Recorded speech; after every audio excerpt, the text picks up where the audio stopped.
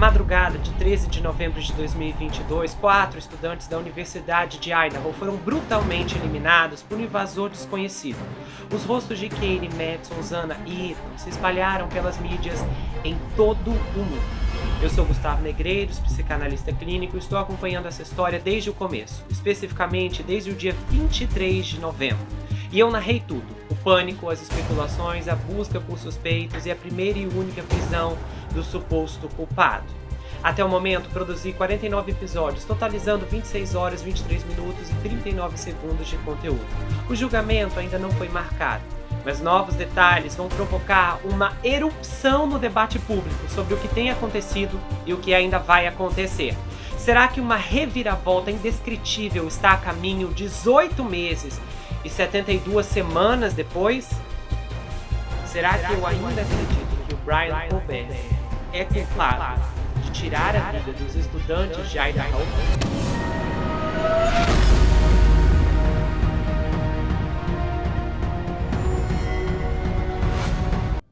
Ei pessoal, bem-vindos a esse canal, eu sou Gustavo Negreiro, seu psicanalista favorito, e hoje estamos em mais um episódio da série Na Mira, na saga Os Quatro de Idaho. Esse talvez é o episódio mais explosivo da saga desde a captura do Brian, lá em dezembro de 2022. Em audiências recentes, informações perturbadoras vieram à tona, o que eu vou discutir, narrar e depois opinar aqui para vocês também.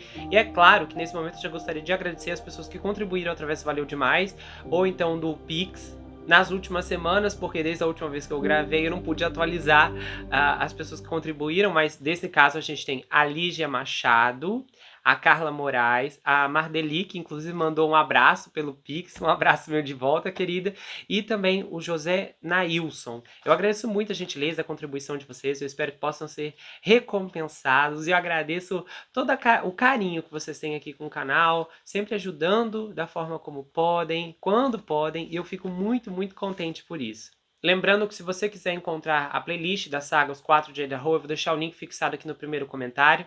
Vocês vão poder assistir, encontrar os episódios na ordem que foi exibido, tá tudo organizado de forma cronológica. Acredito que eu sou a única pessoa no Brasil fazendo a cobertura em vídeo do caso, do começo até esse momento. Então aqui tem basicamente todas as informações, não há detalhes que escaparam dos meus olhos e ouvidos, e eu trouxe tudo aqui para vocês, os dois lados, ponto a ponto, e vocês vão poder acompanhar e conferir tudo, tá bom?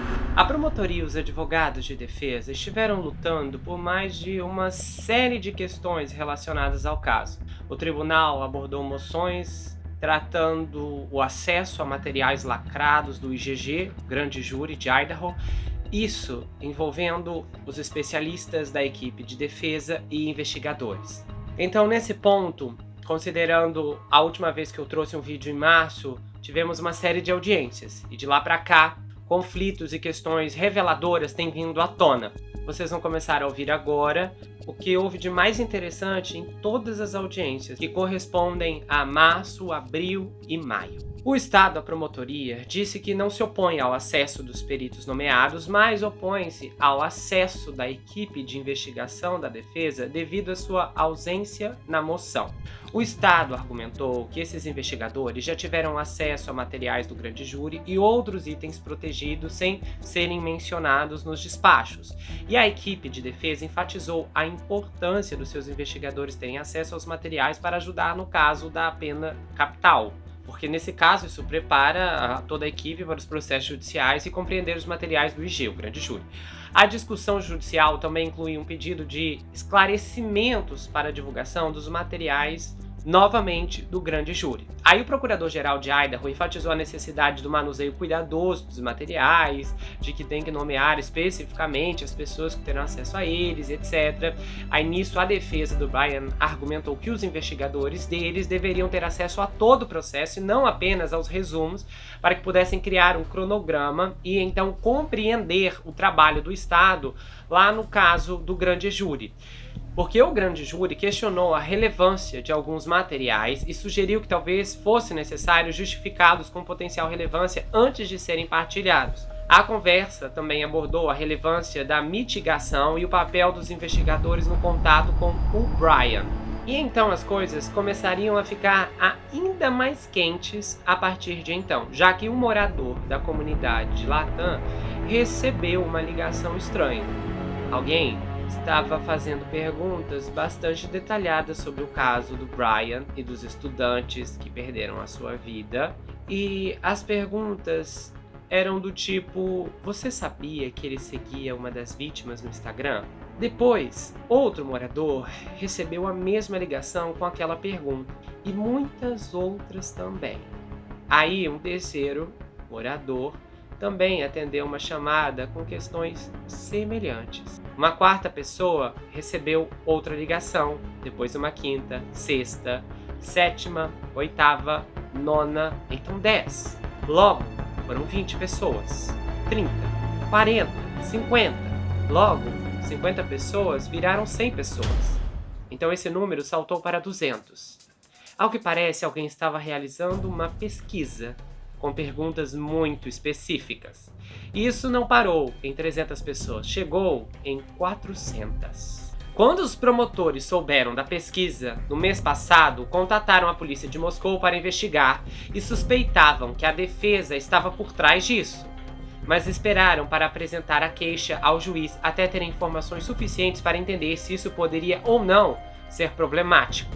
Os novos detalhes surgiram no caso observado de perto durante o depoimento de um consultor de julgamento que a defesa contratou para contatar potenciais jurados e ajudar a avaliar potenciais preconceitos contra o seu cliente na comunidade onde o crime ocorreu.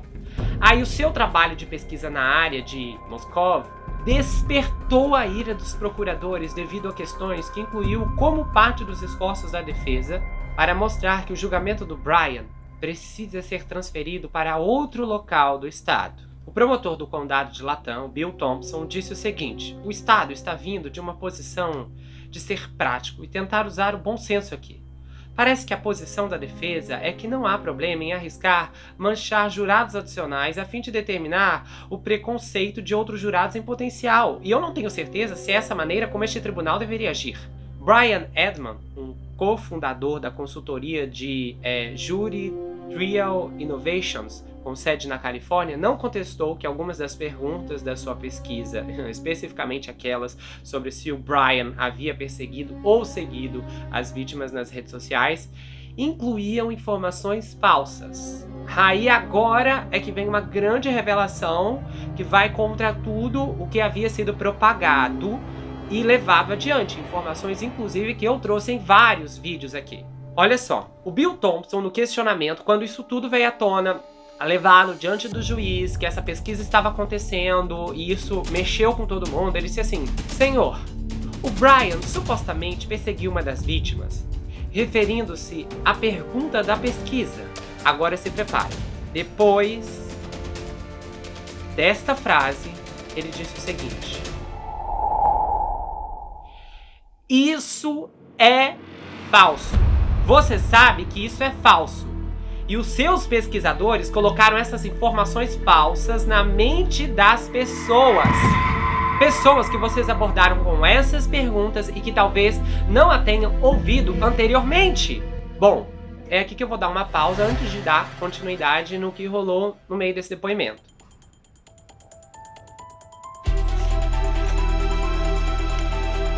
Bom, se o promotor está dizendo que o Brian não seguia nenhuma das vítimas nas redes sociais, significa que essa informação é incorreta, portanto falsa. E que eu e todo mundo que acreditava nessa informação estava enganado. E foi enganado. Eu decidi ir atrás para lembrar especificamente, e descobrir, rastrear quando isso começou a ser passado adiante. Inclusive quando eu trouxe essa informação para o canal. Aí eu olhando aqui na minha playlist, eu encontrei o episódio 20, tá? Se vocês olharem na playlist, ela tá muito organizada. Vocês vão ver aqui, ó, episódio 20, ele mandou uma mensagem no Insta e ela não respondeu. O episódio foi publicado em 27 de janeiro de 2023, lembrando quase um mês depois que o Brian havia sido preso. Eu abri o roteiro porque eu queria pensar de onde isso aí veio. Eu até olhei nos episódios anteriores, eu não consegui encontrar nada, eu dei uma lida por cima para ver se havia alguma coisa já mencionando de redes sociais, mas não. O que acontece? Essa informação veio através da revista People. E aí o seguinte, na época eu disse dessa forma, um investigador familiarizado com o caso revelou a People que 2 semanas antes do homicídio, Brian enviou uma série de mensagens para uma das vítimas no Instagram. A primeira mensagem foi uma saudação. Quando ele não obteve uma resposta, ele enviou várias outras mensagens para ela. Basicamente, era apenas ele dizendo, ei, como vai você? E aí ele fez isso de novo. Naquele ponto, a conta de Instagram do Brian já havia sido deletada, mas foi divulgado que ele seguia as contas da Madison, da Kaylee e da Zana. Mas não houve nenhuma interação pública entre eles. Agora o ponto é que foi divulgado na People o seguinte, que não estava claro, porque ele não obteve resposta às suas mensagens, mas as autoridades disseram que a vítima pode ter perdido a mensagem completamente. Então houve ainda um reforço da People nessa questão. E o fato como isso foi levado adiante em toda a divulgação pública do caso. A grande questão é que me chama a atenção aqui é o seguinte, a People falou mesmo com um investigador do caso. Então, se de fato houve essa conversa, se não foi uma invenção da revista a essa altura do caso, significa que esse sujeito inventou isso completamente, porque nós temos o promotor negando. Então eu vou ficar com a palavra do promotor, porque ele é o indivíduo que tem mais interesse a essa altura, né, e maior poder em suas mãos para formular um caso e eventualmente conseguir uma condenação do Brian. Isso é muito chocante como um todo, porque a gente passou 1 ano e meio inteiro acreditando que simplesmente ele seguia uma das moças. Inclusive apontou para muitas questões envolvendo até mesmo perfis psicológicos ou então teorias do porquê ele fez as coisas que fez, até que nesse ponto ele é o principal suspeito. E é lógico que agora essa informação nova, desqualificando a informação anterior, que agora é certa como falsa, vai causar uma confusão gigantesca no caso. Então isso a gente vai ver depois na hora que eu dar a minha opinião, mas também a gente tem pontos aqui muito impressionantes a se considerar, principalmente porque toda a narrativa que envolvia essa parte dele seguir todas elas no Instagram e de ter mandado uma mensagem para possivelmente a Kaylee, que foi o que mais foi especulado, inclusive porque essa informação de que era Kaylee, se eu me lembro bem, ninguém de fato confirmou. Mas foi o que as correntes de teorias apontavam. E nesse caso, é certo que nada disso aconteceu. Uma informação falsa foi divulgada através de um veículo de comunicação muito importante e renomado e inclusive especializado em crimes, como é a revista People. E nesse caso, como a origem da informação partiu deles, é extremamente importante que a revista preste um reconhecimento ou então mais detalhes da condução dessa entrevista na época, de como essa informação veio à tona, de que tipo de investigador nós estamos falando, porque quando eles falam investigador familiarizado com o caso, então especificamente se trata do quê? De um indivíduo que estava trabalhando com o caso, de um indivíduo de dentro da delegacia, de um indivíduo em contato com pessoas que estavam realmente acionadas dentro do processo investigativo da época, porque simplesmente isso não foi um texto de uma linha, uma informação qualquer que foi divulgada. Houve todo um contexto quando a revista People concedeu essas informações e liberou para o público como um todo. Tem uma parte aqui do texto que fala o seguinte, ó: ainda estamos tentando determinar o quão ciente as vítimas estavam da sua existência, ou seja, ainda estamos tentando. Então isso significa que ele fazia parte da investigação. Aí embaixo fala assim, não há indicação que ele estava ficando frustrado com a falta de resposta dela. Mas ele foi definitivamente persistente. Ou seja, então toda essa narrativa passada pela revista é falsa. O que francamente me deixa perplexo. Não a parte em que, uau, a mídia inventando uma mentira. Não nesse ponto, isso acontece o tempo todo, mas considerando que a circunstância e também toda a importância do caso e até mesmo o fato de que a gente não vê, além de um ganho financeiro, de criar uma manchete como essa, uma possibilidade tão descarada de elaborar uma informação tão delicada que inclusive faria com que as pessoas se agarrassem a esse detalhe de uma forma tão vívida como muita gente fez, inclusive eu, é realmente muito, muito desanimador ao longo de tudo isso e depois de tudo isso. Eu abri a matéria original, tá? 17 de janeiro de 2023. Aqui vocês podem ver, ó, People, o acusado de homicídio de Idaho, Bryan Kohberger, enviou mensagens repetidamente para uma das vítimas no Instagram. Fonte. Ele foi persistente, disse uma fonte investigativa do caso a People. Então aqui a matéria fala basicamente o que eu já li para vocês, o que foi transpassado para o meu roteiro. E também, de acordo com uma declaração obtida, aí a People aqui com mais detalhes, que depois eu vou ter que ver até que ponto se isso é real ou não. Mas como um todo, aqui não, eles ainda não anunciaram, não colocaram na página que isso aqui é incorreto, ou então que as informações mudaram, porque no mínimo alguém tem que assumir responsabilidade como veículo propagador desse conteúdo descaradamente falso. O autor dessa matéria é o Steven Helen. Ele deixou a People em 2023. Então ele não está mais na revista. Ele é um ex-redator sênior da People, que deixou a People. Ele se juntou à People em 2000. Então nós estamos falando de um sujeito que já estava na revista há muitos anos. Ele começou o seu trabalho como redator freelancer, atuava apresentador de TV, comentaristas da série Murder Made Me Famous, se minha pronúncia estiver correta, de 2014 a 2020, ou seja, isso aqui é série criminal. Instagram dele, quer dizer, o perfil no Twitter, eu não estou conseguindo acessar porque eu não tenho uma conta logada aqui no Twitter, no computador, mas vamos ver se ele tem jornalismo, ele tem ele tem um Instagram, vamos dar uma olhada. Esse é o Instagram do sujeito. Deixa eu tentar entrar pelo meu outro navegador, que eu acho que lá o Instagram está logado. Então, peraí. Tá logado aqui, eu consigo acessar. Bom, é um Instagram que está bem movimentado, ele tem uma capa na People, provavelmente com uma de suas reportagens, janeiro de 2016. Então já faz parte da sua reportagem de capa, aquela informação falsa. For 21 lives. Eu acho que atualmente ele está no New York Post, que é um site que tem coberto a história bem de perto também. Então ele está no Post. Ele está realmente no New York Post. Então provavelmente eu posso ter lido algumas matérias dele por lá desde então. Ele também é um comentarista convidado do Reese Channel, do Discover, do Vice e do Dead. E é um autor best-seller do New York Times. Deixa eu ver se ele foi marcado em alguma coisa com essa mudança de informação. Francamente. Pelo que eu tô vendo aqui, não tem nenhum pedido de desculpas ou de mudança no discurso. Ao que parece, ninguém se atentou a esse detalhe. Eu acho que essa informação não repercutiu como deveria, ou se repercutiu alguma coisa, o que é impressionante como um todo. Mas a última postagem dele no Instagram foi em 19 de março. Então, pois é. E eu não sei se eu vou dar uma olhada para ver qual foi a última matéria que ele elaborou lá no post. Ele tem matérias, ele postou ontem, ele postou um artigo aqui no New York Post. Ele tem também, no dia 30 ele postou algo sobre algum outro caso criminal, governantes da Flórida.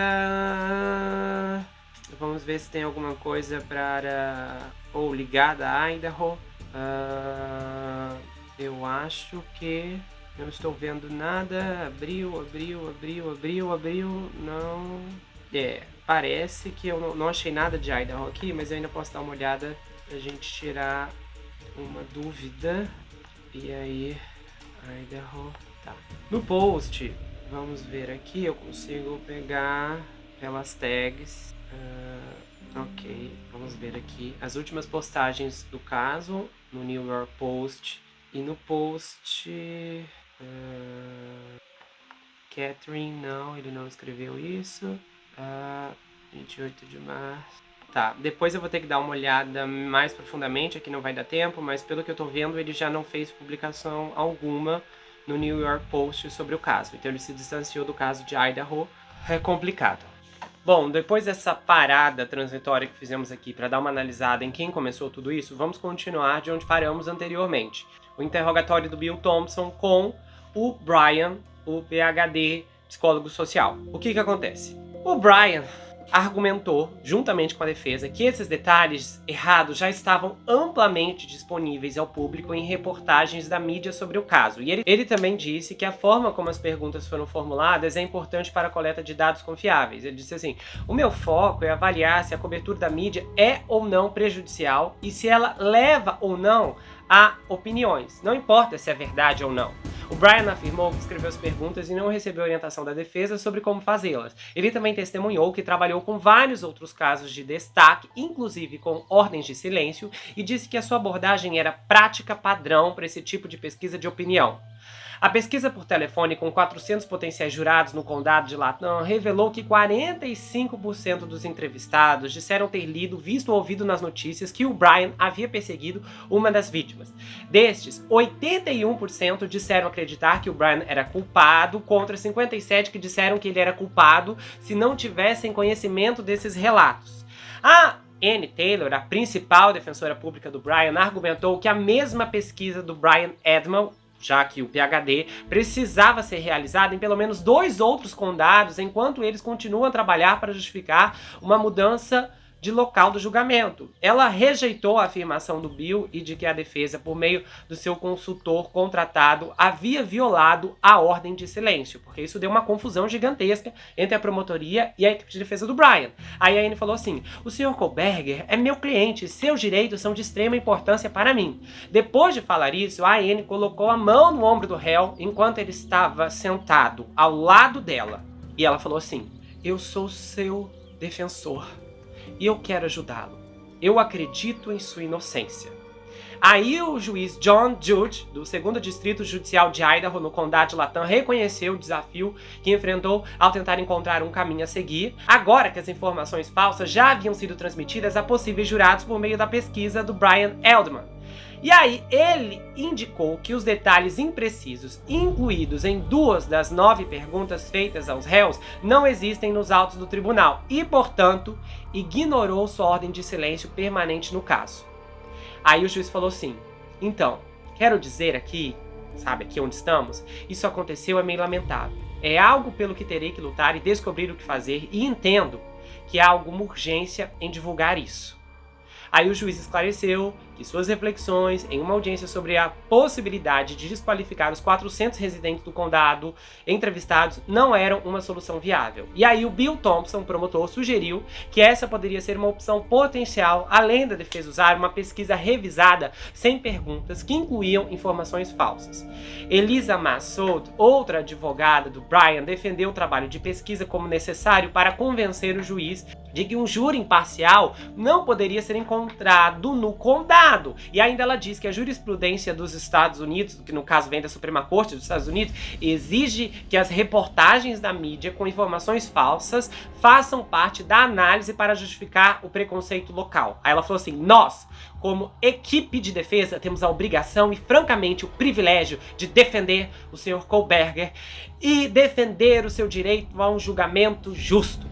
E ao fazer isso, ao argumentar que o local deveria ser mudado, temos que mostrar que existe preconceito presumido nesta comunidade. Algumas das perguntas da pesquisa foram baseadas na declaração de causa provável, que, segundo ela, inclui detalhes imprecisos que os meios de comunicação relataram como fatos. Por exemplo, a narrativa policial sugere que o Bryan era um suspeito de vigiar a casa fora do campus, na King Road, onde as vítimas foram ceifadas, inclusive através de repetidas viagens de ida e volta entre Moscou e Pullman.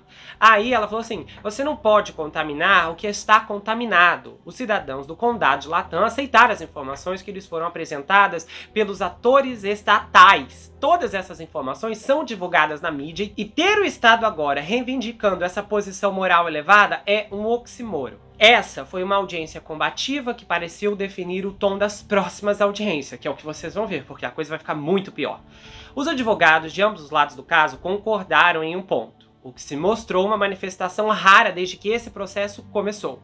O Bryan Kohlberger, o homem acusado de tirar a vida de 4 pessoas, os estudantes de Idaho, Zana, Madison, Ethan e Kaylee, não seguia nenhum deles nas redes sociais. Depois, o juiz John Judge, em um breve despacho do dia 22 de março, falou o seguinte: ambas as partes estão proibidas de entrar em contato com jurados em potencial sobre esse caso, inclusive por meio de terceiros, até nova ordem deste tribunal.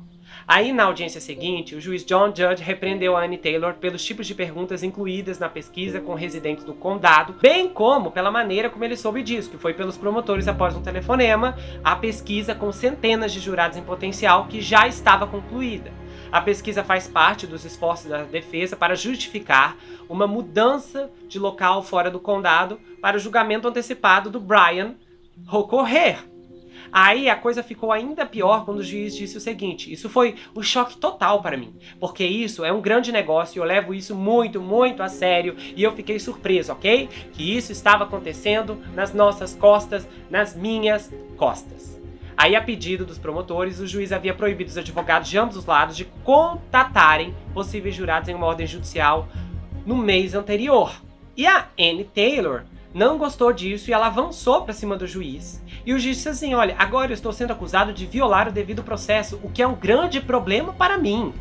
Os promotores se opuseram ao fato da equipe de defesa do Brian ter encomendado a pesquisa que fazia essas perguntas a tantos residentes que eventualmente poderiam ser chamados como jurados no julgamento de homicídio capital. E fazer isso poderia prejudicar o júri local. Aí ele listou questões específicas de preocupação significativa para os promotores da pesquisa e incluíram também investigações sobre os fatos que cercaram a prisão do Brian na casa dos seus pais, lá no leste da Pensilvânia, a aplicação da lei encontrado uma bainha de objeto cortante de couro na cena do crime e também o DNA correspondente ao Brian. E se o réu dirigia o mesmo tipo de carro visto lá naquele vídeo gravado no bairro onde ocorreram os homicídios. Aí o Bill falou assim: nós não nos importamos com pesquisas, nós nos preocupamos com essas perguntas específicas feitas nesta pesquisa específica. Só porque são colocadas na forma de uma pergunta não muda o fato de que são representações afirmativas de um fato, de que se o ouvinte não estava ciente disso agora, ele foi contaminado por ele. Ele diz também que as 400 pessoas entrevistadas provavelmente teriam que ser desqualificadas para serem chamadas como possíveis jurados no caso do Brian se o julgamento permanecesse no condado. E o juiz concordou com ele. Aí, quando os promotores souberam da pesquisa, e ele também disse: olha, a gente esperou ter certeza que era a defesa que estava fazendo isso antes de fazer a LAD. Tivemos que chamar a polícia, fazer uma investigação e então só aí fazer a queixa ao juiz para entender se isso poderia ser ou não problemático. E aí ele falou: vocês violaram intencionalmente ou de forma inadvertida a ordem de silêncio permanente do tribunal que proíbe os advogados envolvidos no caso de quaisquer declarações públicas sobre o assunto. E eu posso garantir que se eu fosse ao bar e tomasse alguns drinks e estivesse conversando com algumas pessoas e dizendo: ei, você sabia disso sobre o caso do Brian? E a defesa descobrisse? E por um bom motivo, sabe, isso nunca poderia acontecer. Aí, a Annie Taylor se opôs e argumentou que a decisão do juiz de interromper o seu trabalho de pesquisa comunitária antes de uma audiência no tribunal violou os direitos do Brian, sob a 14ª emenda, que ela diz que é garantida ao Brian devido ao processo. Aí o juiz ficou muito irritado com esses pontos e exasperado em outros e rejeitou a alegação dela. E aí ele disse assim: olha, agora, isso não é o que a lei diz e não é isso que os fatos são. Não tenho dúvidas de que não violei os direitos ao devido processo do Sr. Kohlberger. Aí a Annie Taylor abaixou o tom e concordou quando foi desafiada pelo juiz, mas manifestou a sua frustração sobre um processo legal que não permitiu à defesa continuar o seu trabalho antes do prazo iminente no final, que no caso seria do mês anterior, para apresentar petições justificando a sua posição para uma mudança de local. E ela também rejeitou as sugestões de que as perguntas da pesquisa violavam os requisitos da ordem de silêncio do juiz e afirmou que os 400 residentes pesquisados representavam menos de 1% da população do condado. Ela falou assim: fazer essas pesquisas não é uma anomalia, isso é algo que é feito nesses casos de grande repercussão. A Annie Taylor disse que não escreveu ou visualizou as perguntas da empresa de pesquisa de antemão e que elas foram baseadas em informações que já estavam na mídia. Eu procurei evitar o desmantelamento do trabalho de votação, já concluído que se destinava a ser comprado com as respostas em pelo menos 2 outros condados antes que o juiz interrompesse com a sua decisão anterior. A empresa de pesquisa da defesa já havia determinado que o condado de Latam é tendencioso contra o meu cliente. E eu prevejo que a empresa recomendará a mudança de local por esse motivo. Segundo ela também, os possíveis destinos dos testes poderiam ser o condado de Adá ou os condados de Bannock ou de Bonneville, no sudeste de Idaho. O caso do Brian não aparece na primeira página dos jornais todos os dias daquele dia do lado do estado, porque ela falou assim que lá o condado tem um aeroporto maior, tem um histórico de lidar com outros casos criminais importantes e blá blá blá. Aí a Anne Taylor, aceitou a responsabilidade por não garantir que a empresa da pesquisa tivesse recebido uma cópia da ordem de silêncio do juiz no caso enquanto preparava as perguntas de pesquisa. E ela falou assim que ela enviou à empresa uma cópia do pedido por e-mail, mas não confirmou o recebimento, o que a empresa não fez por motivos desconhecidos. Aí o Bill Thompson pediu ao juiz que determinasse que qualquer nova votação de defesa deveria ter questões examinadas pelo tribunal e que os resultados da pesquisa inicial no condado de Latam fossem descartados. Sem saber exatamente como seguir em frente, o juiz adiou a decisão até depois de outra audiência agendada sobre o assunto. E ele disse que planeja atrasar em 2 semanas os prazos para a apresentação de argumentos da mudança de local. Ele falou assim: quero dizer, eu poderia tomar a decisão agora mesmo, mas eu não sou um especialista em pesquisas e eu quero tomar a melhor decisão possível, se possível. Bom, aí, com essa confusão toda, eu consegui encontrar a opinião de um advogado que é especialista para falar do que ele acha desse movimento da defesa, mas eu também eu pensei um pouco. Na verdade, mediante a toda essa confusão, esse bolo de informações que vieram agora, eu acho que nós precisamos de uma opinião um pouco mais real-time, e eu vou ligar para a doutora Sandra, porque vamos saber, eu enviei para ela o boletim com essas novas informações e nós precisamos conversar, né? Eu vou ligar agora para ela e a gente precisa saber especificamente até que ponto esse movimento da defesa dá para se dizer que de fato é genuíno dentro das condições legais, porque é nítido que tem algumas coisas aqui que provam que alguns desdobramentos podem ter sido claramente calculados. Mas é isso que nós vamos ver agora. Vamos lá.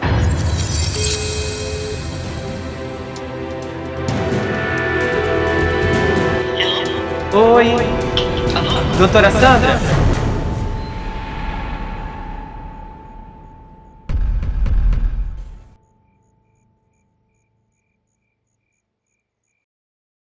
Se você gostou desse vídeo, inscreva-se no canal, ativa o sininho, compartilha, dá o seu like, comenta aqui embaixo, espero que você tenha gostado. Aproveite e conheça as outras atrações do canal, tá? Tem vários episódios bombásticos. Então, dá uma força, eu espero que você possa maratonar o conteúdo e comentar, tá bom? E se você quiser saber mais sobre mim, adquira meu livro. Esse é um suspense chamado Perfeito Estranho. Ele conta a história de um rapaz chamado Jack Wilbur, que se vê preso em uma terrível maldição hereditária enquanto um serial killer está escondido em sua própria casa e possivelmente tentando tirar sua vida.